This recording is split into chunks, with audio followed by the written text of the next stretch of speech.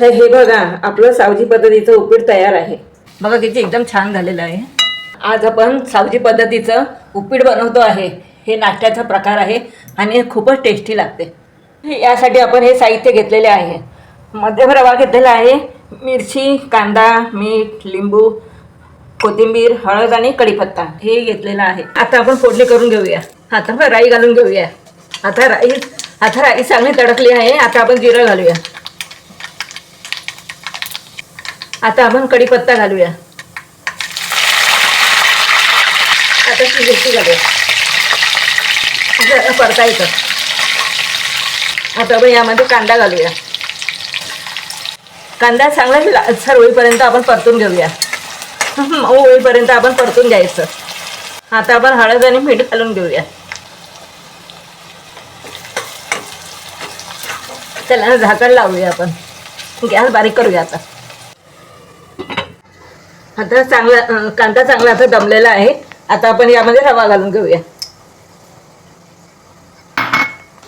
आता आपण यामध्ये रवा भाजून घेऊया. आता आपण गॅस लो ठेवलेला आहे. आता रव्याला चटका लागेपर्यंत आपण भाजून घेऊया. आता रवा चांगला फुललेला आहे.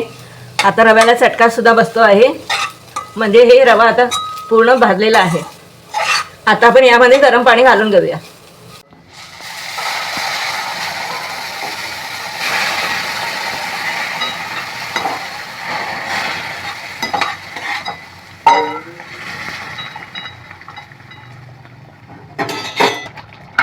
आपण यामध्ये थोडी कोथिंबीर घालूया आणि जरा परतून आपण नंतर आपण ते झाकण ठेवूया.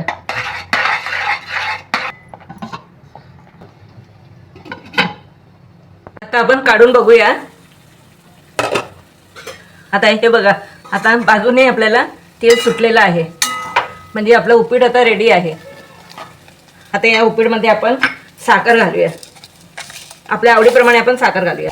लिंबाचा रस घालूया आपण आणि कोथिंबीर घालूया.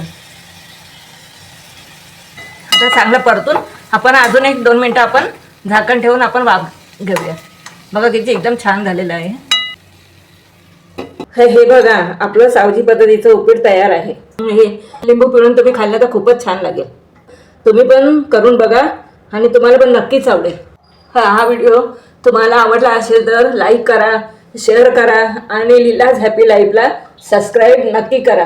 आता आपण भेटू पुढच्या व्हिडिओमध्ये. तोपर्यंत स्वतःची काळजी घ्या. थँक्यू.